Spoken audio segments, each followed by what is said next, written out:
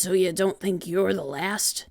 Sierra didn't spare her guardian a glance as she crept forward, boots digging into the gritty, powdered remains of a recent meteor strike. Her eyes wandered skyward for a moment, toward the weak, wispy clouds that indicated the thinnest of atmospheres. Here on the moon's surface, breathing was labored and painful, although possible. With her EVA suit on, however, she didn't have to worry about that. What concerned her more was the fact that objects from space frequently collided with the surface, leaving craters and regolithic rock behind. It was a risk her companion ignored while he chattered on, voice flowing with irritating regularity through her headset. Unfortunately, she couldn't turn off her feed to block it out, just in case he had something important to say. Jacob, after all, was supposed to be her guardian. I just think the program's probably through, he went on, ignoring the fact that she hadn't responded. He paused, breaking protocol and letting her get ahead of him so he could use the muzzle of his firearm to pry a rock out of his boot. There certainly were enough rocks down here, littering the ground with every step and making exploration difficult. They were all gray, too. Dull, colorless, towering formations slowly eroded over millennia, leaving skeleton-like structures scattered on the surface. Why would I be the last? She humored him with the question, hoping to get him moving. He hurried to catch up, taking his place ahead of her again. I'm just hearing things about, people talking about costs, cutting some programs. Almost shyly, he asked. You heard about that? No. Pushing her senses outward, she connected with the other breakers on the surface. Using Alpha as a conduit, Sierra reached farther, detecting the presence of something else. She recognized a certain discordance in their thought patterns, unique from every other creature she'd ever known. The Zoar were here, just on the edge of her mind. Oh, Jacob replied. He sounded bruised. It's just, I won't be the last. He shrugged. If that's what you think. It is. She crouched down behind a rock, giving no warning of the alien presence. Jacob should have sensed her caution and responded in kind, but he opted to stand next to her instead, casually leaning on her cover. Too many missions with no action made him careless and unobservant, unfit for duty in a hostile environment. She cringed as he yawned into her feed. There's nothing here, he said. The Dracos are miles away. Let's just get what we came for and get back to the jump ship. Zoa, she corrected. Perhaps they are. I think they're closer. A massive wave of primal thought dwelt nearby. She couldn't sense individuals within it, as they were too dull to be recognized. If she closed her eyes, though, she could picture them as little circular points on a map, uncomfortably close together. One dot flared, antagonizing Sierra with its pristine beauty, then inexplicably blinked out of existence. It connected with her, brief and faint, but present. Pushing a button on her wrist relay, she hailed the ship. Sierra calling base. Do you see anything close to my position? The voice on the other side was male and quick to reply. Radio operator Carro calling Sierra. Negative. Nothing anywhere near you. I've been monitoring since you disembarked. Good, she replied. Keep monitoring. I feel something. Jacob stopped leaning and crouched down next to her, aiming the rifle over the rock. You feel something? Almost always. But they're miles away. Jacob looked back to her, then over their cover again. Carro would have found him if they were any closer. He was trying to convince himself. Still, he remained behind the rock, looking outward onto the expansive gray plains. At least he had the good sense to trust a breaker, especially one connected to Alpha. She felt for the others, reaching their minds in warning of a possible ambush. They might have to abandon their objective. The others agreed. Let's just pick a spot and set up a perimeter. We can worry about fortifications later, Jacob whispered. We are not mining here. Without waiting for Jacob's reaction, Sierra hailed Carro again. Carro here. Did we lose any breaker ships when we came down? Unable to help it, she glanced upward again. She could see the explosion cloud of a vaporized structure now and then, but those were likely enemy satellites. Including you, all 4 breakers made it. There was a defense grid that managed to shoot down one of the unmanned decoys. To Jacob, she said, They know we're here then. He raised his rifle to his shoulder. They'd fire at anything that ain't Dracos. They're trigger-happy. They'll fire at anything. Sierra replied. Look, Jacob said, we can't go back until we at least set up a perimeter. I say we converge on the designated coordinates and set down our pylons. The Dracos ain't getting past an electric barrier. I don't care how stupid they are. They won't fry themselves to get at us. Have you studied them? Sierra asked. What? Yeah, I mean, what's there to study? Sierra reiterated. We are not mining here. Jacob grunted, swinging his rifle off his shoulder to lean it against the rock. Flipping his wrist over, he keyed in a code, causing his storage pack to separate from the back of his EVA suit and drop to the ground. Opening it, he pulled out a handful of antennas.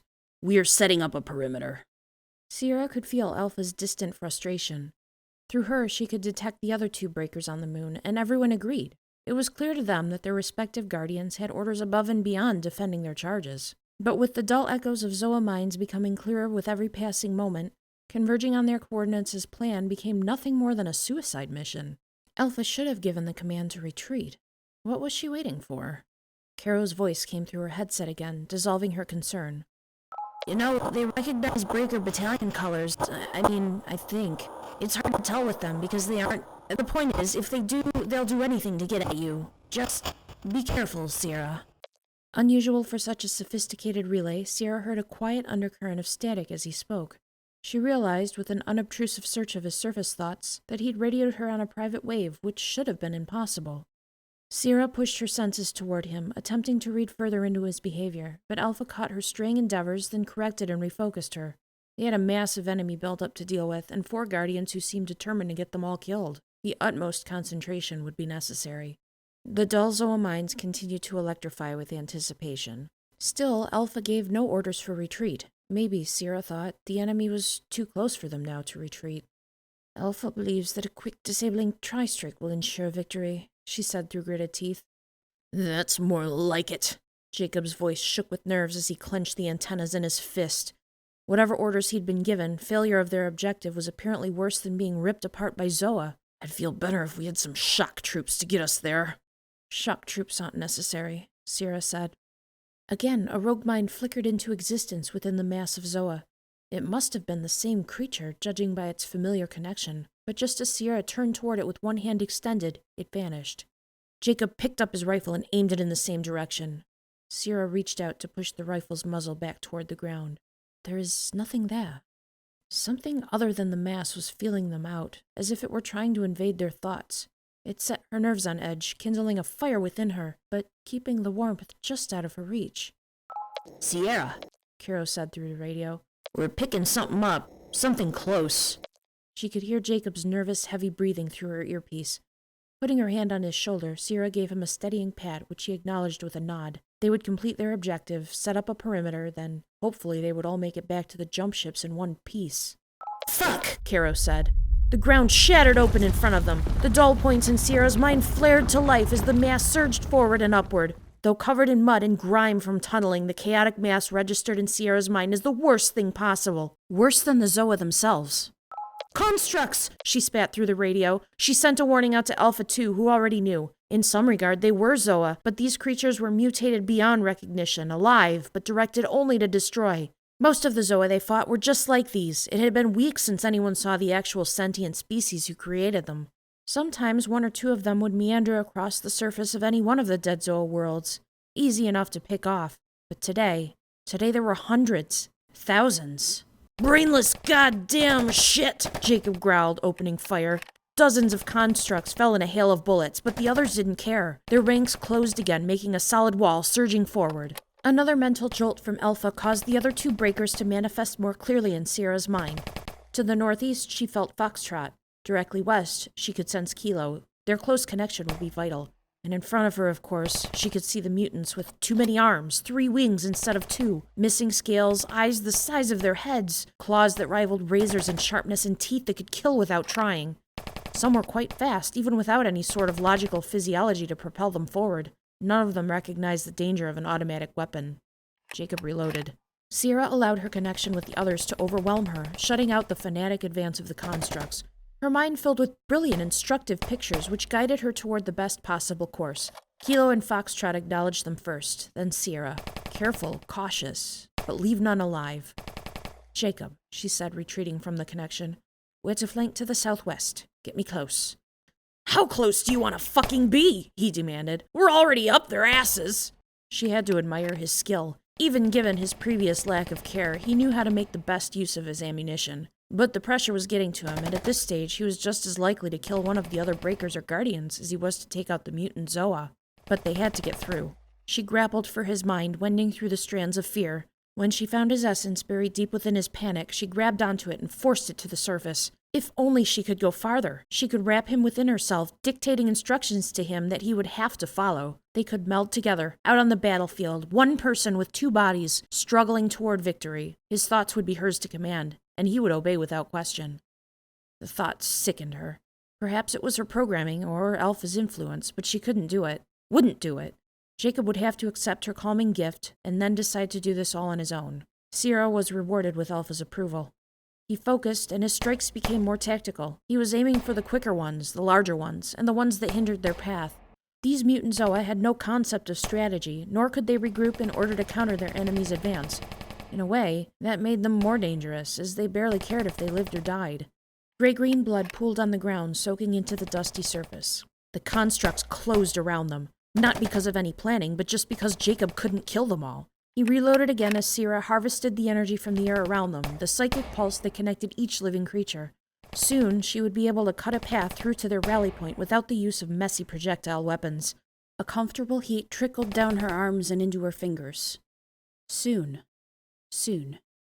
No!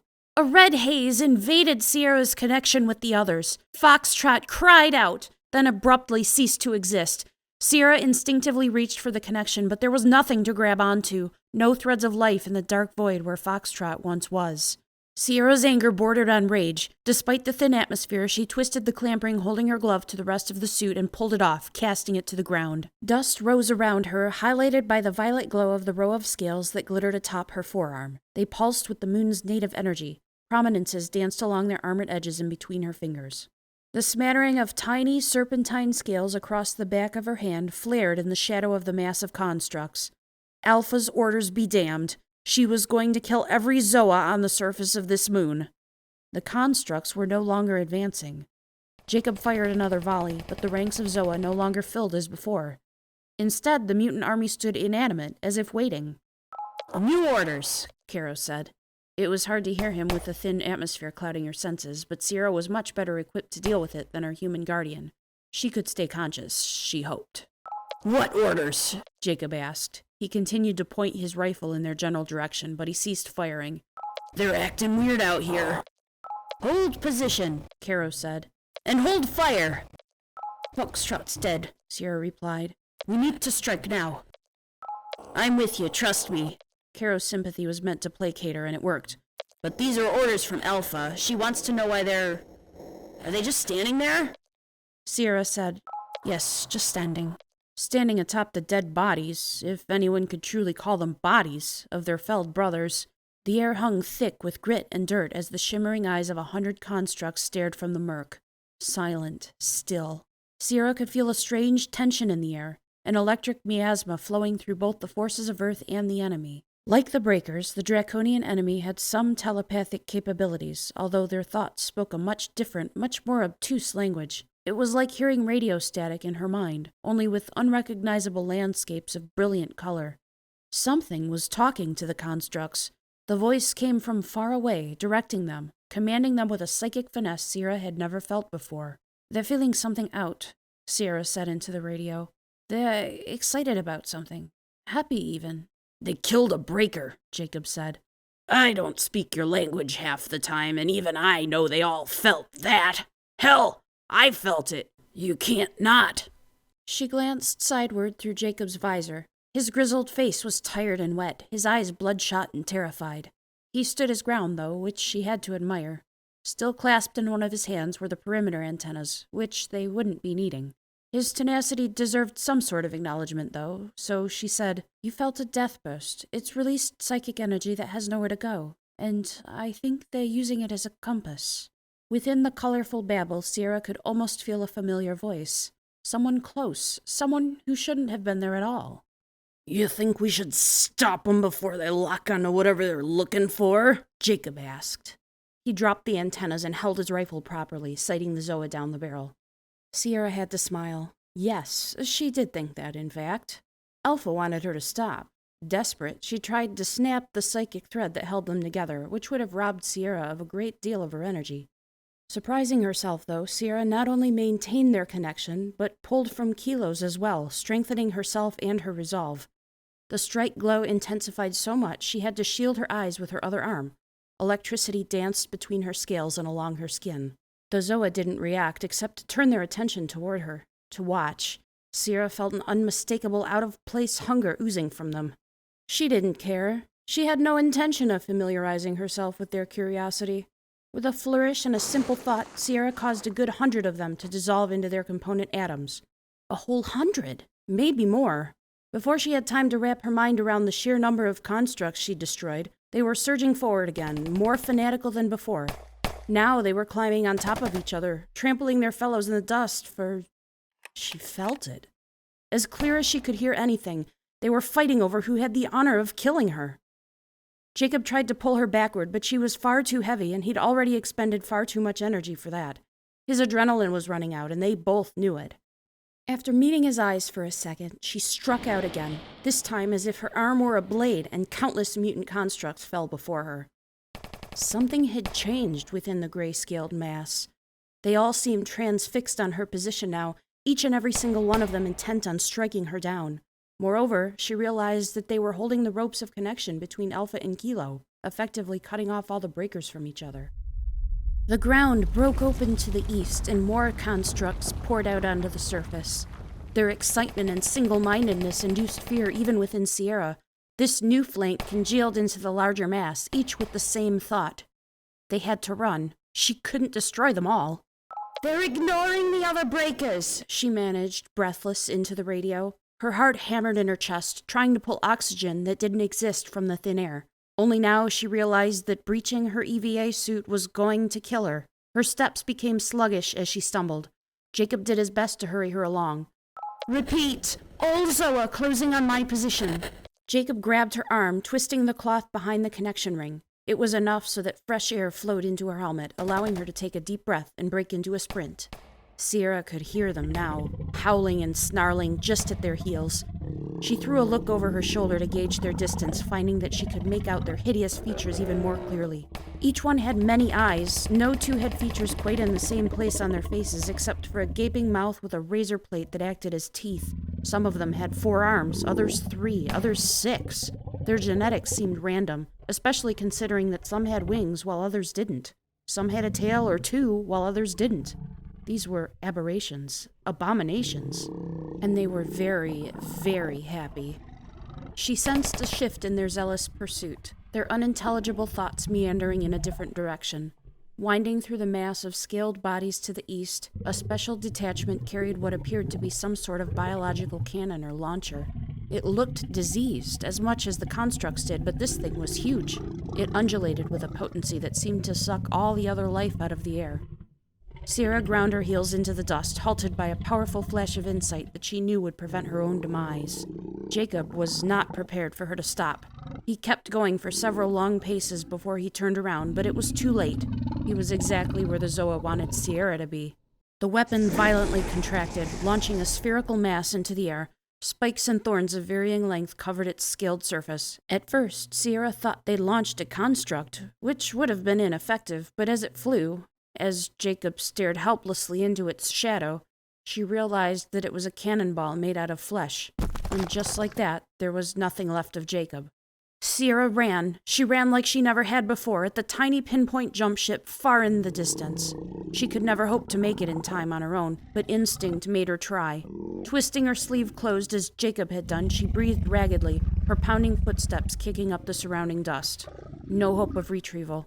The goddamned constructs would eat what was left of Foxtrot and Jacob, and her too when they caught up with her. Maybe they'd attack the other breakers and guardians, leaving nothing but scraps behind for a funeral.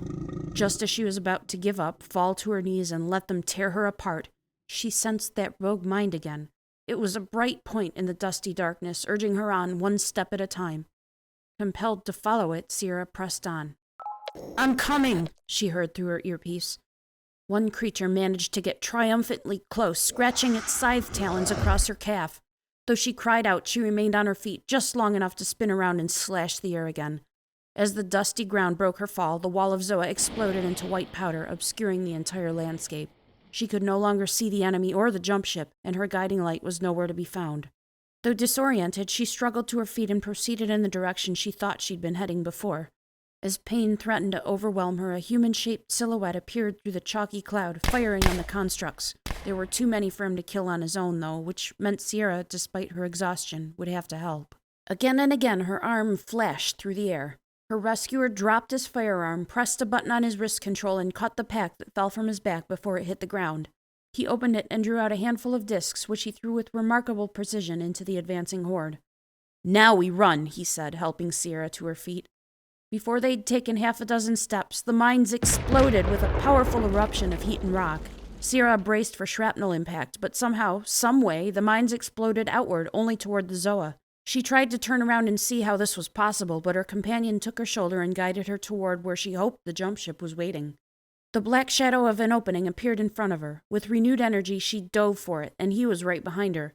As soon as they were both inside, he scrambled for the separating wall between the hold and the cockpit and slammed his fist against the window.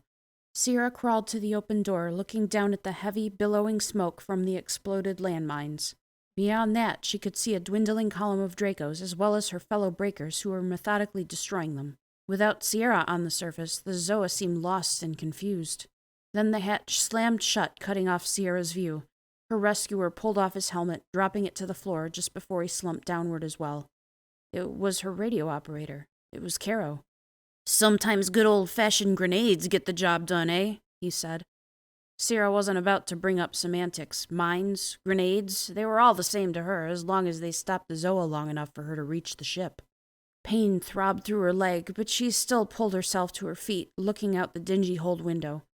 Even through the dust, she could see that the remaining breakers were forcing the Zoa into a tight circle where they would be obliterated. Sierra wished she could be down there too, although the creatures couldn't possibly understand the significance behind the concept of revenge. Then again, until today, Sierra didn't think the constructs understood the concept behind battle tactics either. She took off her helmet and slid down the hall to the floor. Now she could smell Carro, his fear, his bravery, his determination. It was an attractive musk and a welcome scent after the sterile interior of the EVA suit. If she had less self-control, she might have even thrown herself at him out of sheer instinctive gratitude. But she had other things to worry about, like her leg. Twisting the silver connection ring just under her knee, she unclasped her boot and pulled it off. Her skin was red and raw, shredded where the Zoa's talons cut her. Blood pooled inside her uniform, and she hissed through her teeth at the sight of it. Carro held up a finger, pulling his own gloves off, before digging under the single bench seat for the stark white first aid kit. He slid it and himself across the floor before he opened the case. Sierra tried to take it from him, but he held on, raising a roll of bandages out of her reach.